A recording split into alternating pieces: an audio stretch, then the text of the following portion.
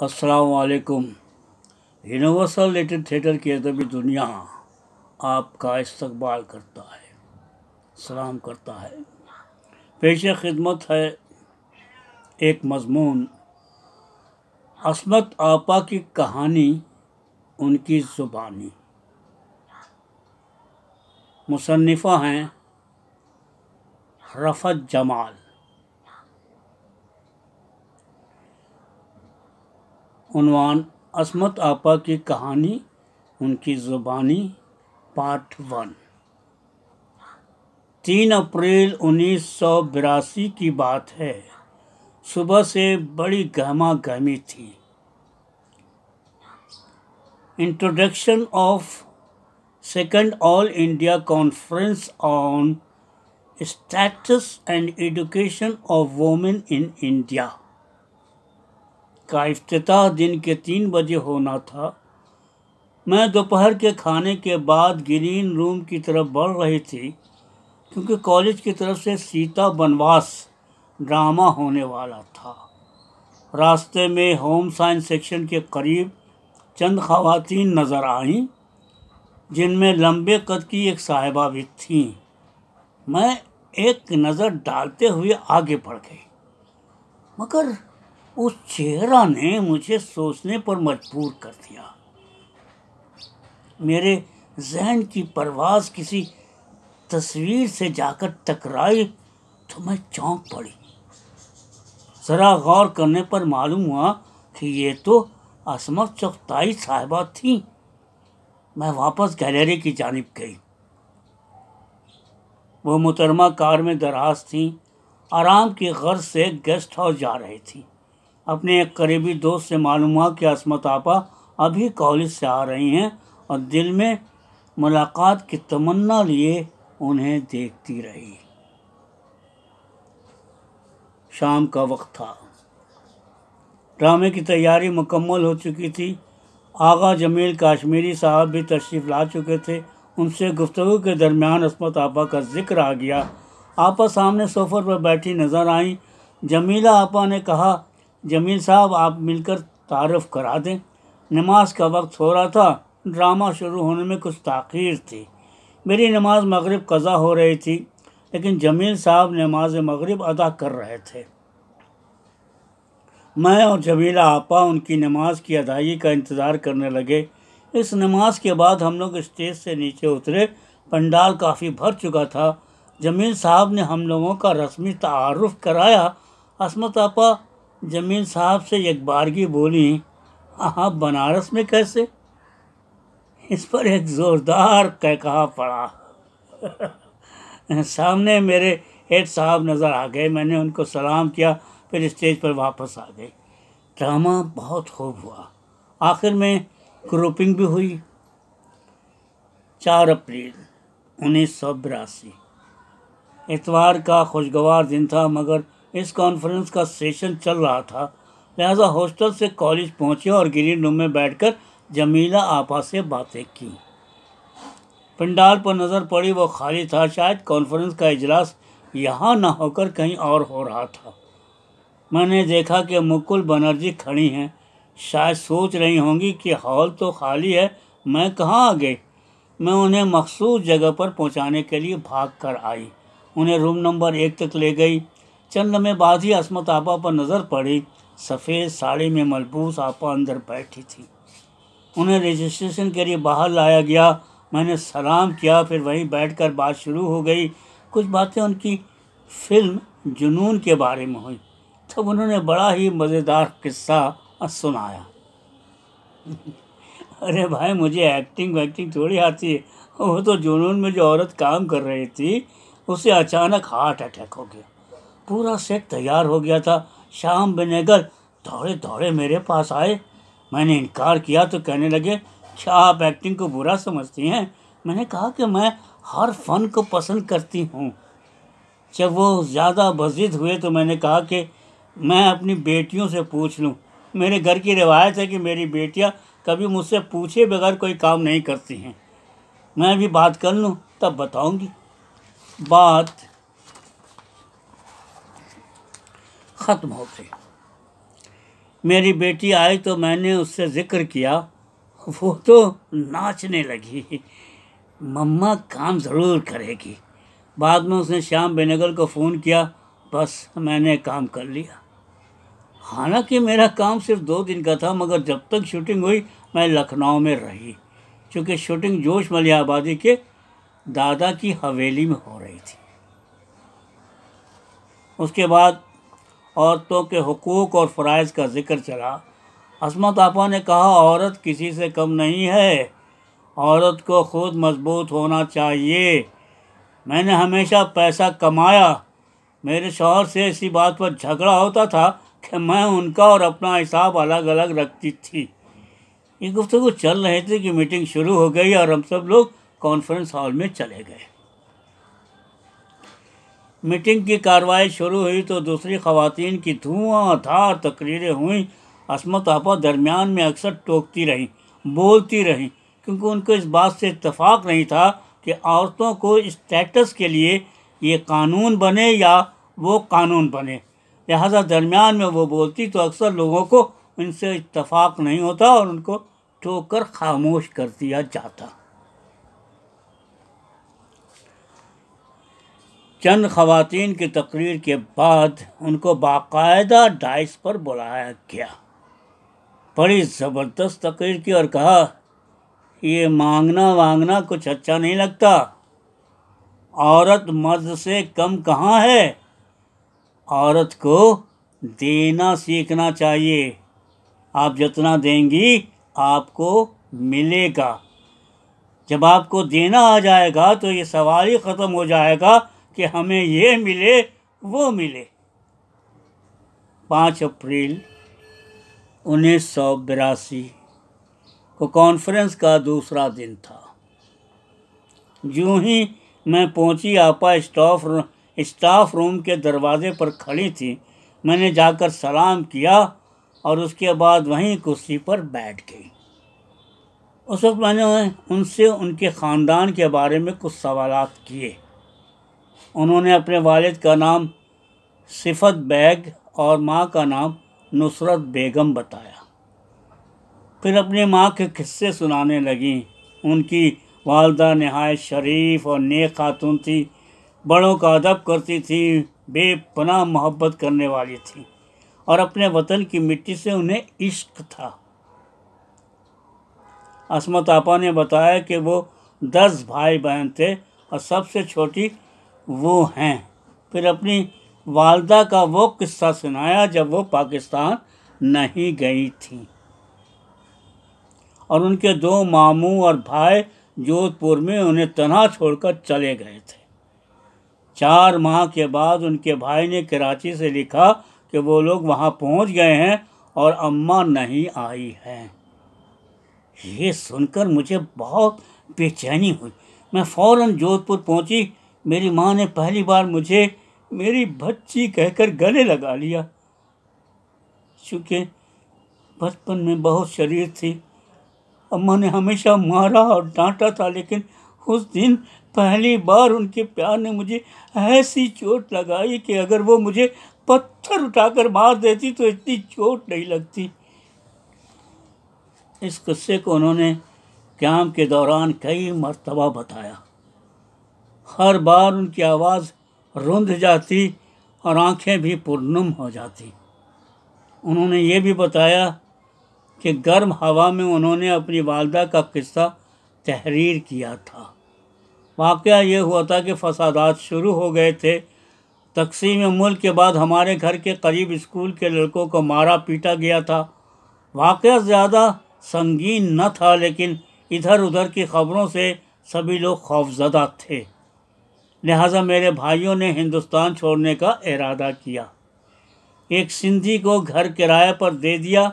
अम्मा बराबर मना करती रहीं, लेकिन ये लोग इंतज़ामात करते रहे। जब जाने का दिन आया, तमाम दोस्त व अहबाब इकट्ठा हुए। मोटर कारें आकर लग गईं, सामान लादा गया। माँ से चलने को कहा, वो बोली, मैं नहीं जाऊंगी। कैसे जाऊं? मेरी जड़ें तो यहाँ हैं। मैं यहाँ से नहीं जाऊँगी। जब उनकी किसी ने नहीं सुनी तो वो लकड़ियों की कोठरी में जाकर बैठ गई और अंदर से कुंडी बंद कर ली। बहुत कहा गया लेकिन वो ना निकली। दरवाज़ा तोड़ने का इरादा किया तो फिर तर्क कर दिया।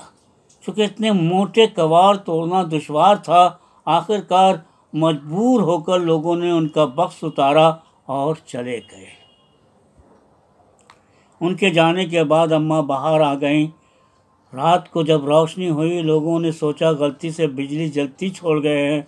सुबह जब लाइट बंद हो गई तो सामने वाले घर के लोगों ने आकर देखा मेरी माँ तन्हा बैठी थी। वो लोग उन्हें ले गए।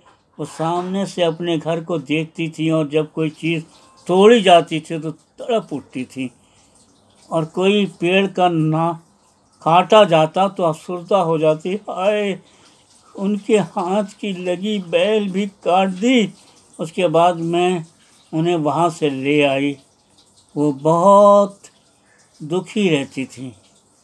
1975 में उनका इंतकाल हो गया।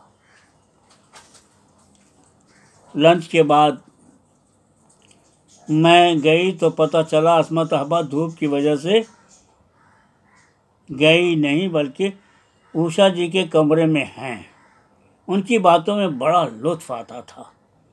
वहाँ का मंजरनामा ये था कि इकोनॉमिक्स के ताल्लुक़ से बातें हो रही थी। वो इकोनॉमिक्स की लेक्चरर थी। मैंने दौरान गुफ्तगू जोश का जिक्र छेड़ दिया। बोली, बड़े हुस्न बरस थे। मैं अपनी नवासी के साथ उनसे मिलने गई। छोटी बच्ची थी मगर उनकी नज़र उस पर जम गई। मैंने टोका तो खूब हंसे। बहुत दिलचस्प आदमी हैं। तकरीबन 4:30 बजे कल्चरल प्रोग्राम में कॉलेज चले गए। चाय पीकर फिर ग्रीन रूम में बैठ गए जहां एक द्रोणाचार्य का मेकअप चल रहा था। वहाँ भी अस्मत आपा बोलती रहीं और हम लोग उनकी बातों से महसूस होते रहे। फिर उन्होंने फ्रेश होने के लिए मुंह धोया और मुझे बहुत दुआएं दी। जीती रहो, तुमने मेरा बहुत काम किया। 6 अप्रैल 1982। आज सुबह नाश्ते पर मेरी ड्यूटी थी। हम लोग गेस्ट हाउस पहुँचे। तैयार हो रही थी। दूसरे मेहमानों से मिलकर मैं उनके कमरे में गई। वो तैयार खड़ी थी। मैंने उनकी साड़ी तय की, उनकी अटैची ठीक की। उन्हें उसके बाद डॉक्टर कमर जहाँ के घर जाना था। हम लोग टहलते हुए दूसरे गेस्ट हाउस आए जहाँ तकरीबन 2 घंटे नाश्ते के साथ साथ बातों का दौर चलता रहा। कॉलेज आए। कॉन्फ्रेंस हॉल में आपा से फिर बोलने को कहा गया। वो ख़ास तौर से उर्दू में बोली। बहुत ज़बरदस्त तकरीर की। लोगों ने खूब तालियां बजाकर उनकी बातों की दाद दी। ख़ास तौर से उन्होंने नौजवान टीचर्स और उनके इल्म की बड़ी तारीफ़ करते हुए कहा, इन रोशन चेहरों को ले जाओ और पूरे हिंदुस्तान को रोशन करो। लंच के बाद डॉक्टर जमीला आपा के घर गए। वहाँ वो अपनी ज़िंदगी के मुख्तलिफ़ तजुर्बात बताती रहीं। उनका कहना था कि दुनिया को मोहब्बत से फ़तह करो। उसके बाद उन लोगों को सारनाथ जाना था और हम लोगों का भी प्रोग्राम था, लेकिन ऐन मौके पर बस नहीं गई। वो लोग कार से चले गए। उसका हम लोगों को बहुत अफसोस रहा। अस्मत आपा भी चाहती थी कि हम लोग चलें, मगर अफसोस सारनाथ के उनके जज्बात को मैं नहीं जान सकी। वहाँ उन्होंने कैसा महसूस किया, हर चीज़ को देखकर बड़ी बेतकल्लुफ़ी से बोलती थी। खैर, शाम के वक्त मैं सरिता कमर आपा के घर चली गई। वहाँ अस्मत आपा रहने वाली थी। उनकी बातों से मेरा दिल अभी तक भरा नहीं था। तकरीबन 8 बजे आपा आईं। रात का खाना खाया, फिर बातों का दौर चला। आपा काफ़ी मूड में जज्बाती बातें कर रही थी। उस वक्त उन्होंने अपनी शादी का किस्सा छेड़ दिया। मैं इब्तदाई से बागी थी। अभी मैट्रिक का इम्तहान देने जा रही थी। एक दिन मैंने सुना कोई ज़बरदस्त रिश्ता है, लड़का डिप्टी कलेक्टर है और अम्मा मेरी शादी करने पर आमादा हैं। मुझे धुन के पढ़ना है, अब शादी कैसे रोकी जाए। काफ़ी सोच विचार के बाद प्लान बनाया। मेरे मामू का एक लड़का था, उस वक्त MBBS कर रहा था, मुझे बहुत प्यारा था।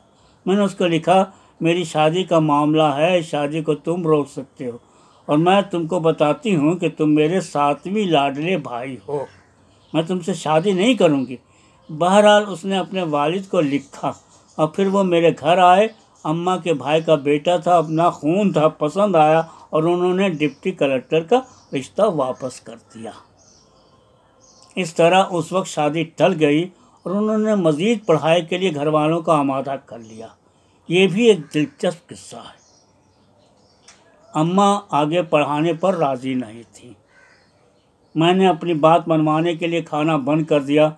जब 2 वक्त का फाका हो गया तो वालिद साहब ने पूछा, गांधी जी का क्या हाल है। मुझे बुलाया गया, पेशी पड़ी। उन्होंने मुझसे कहा, क्या तय किया। मैंने कहा, मैं तो पढ़ूंगी, अगर नहीं पढ़ाया तो मैं घर से भाग जाऊंगी। वो मुस्कुराए, कहने लगे, कैसे भागोगी। मैंने कहा, रात को 2 बजे दरवाज़ा खोल कर निकल जाऊंगी, फिर तांगा लेकर स्टेशन चली जाऊंगी और वहाँ से ट्रेन में बैठकर अगले स्टेशन उतर जाऊंगी, चर्च जाकर ईसाई बन जाऊंगी और बस पढ़ूंगी। उस वक्त ईसाई मज़हब कबूल करने वाले की पूरी सरपरस्ती की जाती थी। वालिद साहब खूब हंसे। यहाँ तो मारवाड़ी लोग रहते हैं, वो तुम्हारी बात समझेंगे कैसे। इतनी रात में तांगा कब मिलेगा।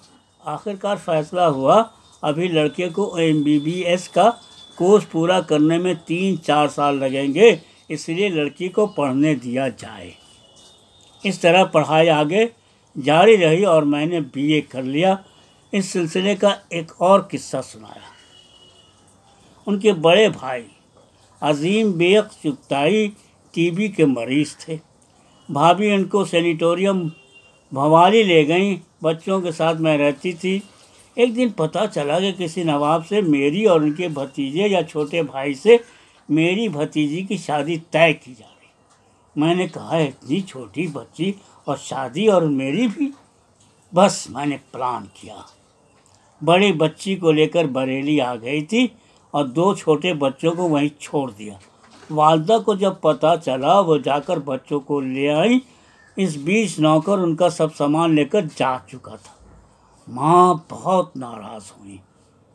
एक शादी के मौके पर वालदा साहबा बरेली आई और मुझसे कुछ न बोली, बहुत गुस्सा थी। बरेली में इस्लामिया गर्ल्स इंटर कॉलेज में प्रिंसिपल के ओहदे पर उनकी तकर्रुरी हुई, मगर उनकी शोख और चंचल तबीयत ने उनको चैन से नहीं बैठने दिया। वो अपने ओहदे के मुकाम को भी भूल जाती और केरी खाने के लिए आम के पेड़ पर चढ़ जाती। एक बार वो पेड़ की डाल पर बैठी हुई थी कि इंस्पेक्टर ऑफ स्कूल मुआयना करने आ गए। लड़कियों से मेरे बारे में मालूम किया, प्रिंसिपल कहाँ हैं। मैंने कहा, यहाँ डाल पर। वो देखते रह गए। फिर बरेली से मुंबई चली गई। वहाँ दूसरे भाई के साथ रहती थी। अब वो खुद इंस्पेक्टर ऑफ स्कूल बन चुकी थी। भाई उनको बहुत तंग करते थे, नौकरी करने से मना करते थे।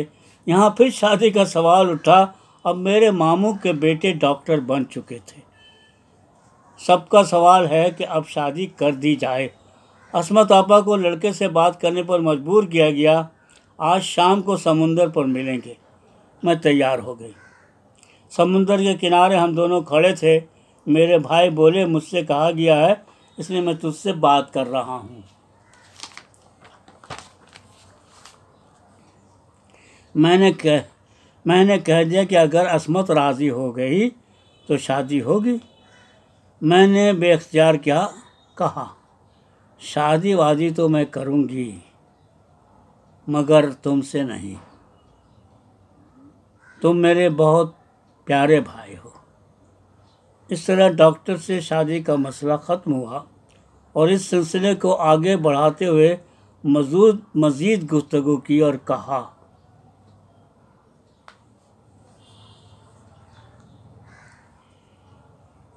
अभी आप यूनिवर्सल लिटिल थिएटर की अदबी दुनिया से एक मज़मून पार्ट 1 सुन रहे थे, जिसका उन्वान है अस्मत आपा की कहानी उनकी ज़ुबानी,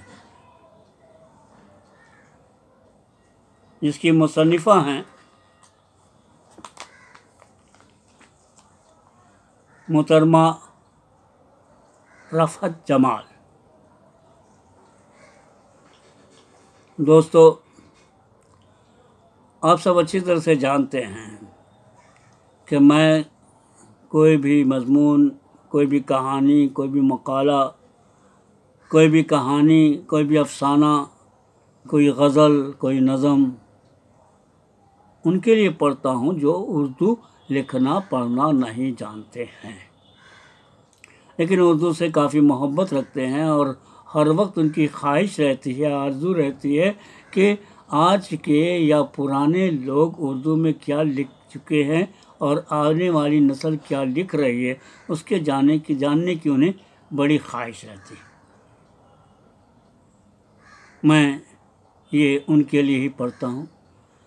आपको अगर उर्दू ज़बान की मिठास से इतनी रग़बत है, इतनी मोहब्बत है, अगर आप इस ज़बान को एक मोतबर ज़बान समझते हैं, अपनी ज़बान समझते हैं, हिंदुस्तानी ज़बान समझते हैं, तो आप जल्द से जल्द इस ज़बान को सीख लीजिए।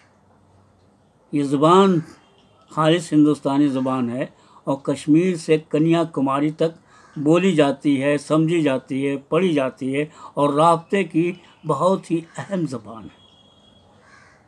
इसने हिंदुस्तान के मुख्तलिफ़ लोगों को, हर तरह के लोगों को, हर वर्ग को, हर ज़बान के लोगों को यकजा किया है और एक हिंदुस्तानी की शक्ल दी।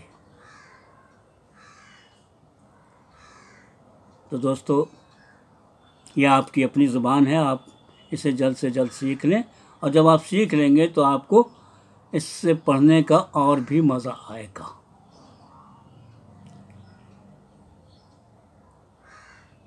मेरी तो कोशिश है कि आप तक कुछ न कुछ पहुंचाता रहूं।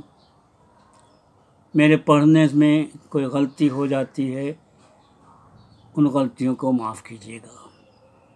न तो मैं अदीब हूँ और ना मेरा ये दावा है कि मेरी ज़ुबान उर्दू की बहुत ही अच्छी है। कहीं न कहीं गलती ज़रूर होती होगी। मैं हाथ जोड़कर आपसे उसके लिए माफ़ी मांगता हूँ। दोस्तों, आपको ये मज़मून कैसा लगा? आपके नॉलेज में कुछ इजाफ़ा हुआ कि नहीं हुआ? आप अपनी राय का इजहार ज़रूर करें, लाइक करें और कमेंट करें, ताकि जो मुसन्निफ़ा ने मेहनत की है वो आप तक पहुंची है या नहीं पहुंची है और आपको कैसा लगा इसका इजहार ज़रूरी है, ताकि उनकी दिलजोई हो और वो और भी खूबसूरत मज़मून आपके लिए लिखती रहें। अब मुझे इजाज़त दीजिए, बहुत जल्द हम आपको इसका दूसरा हिस्सा भी पढ़कर सुनाएंगे।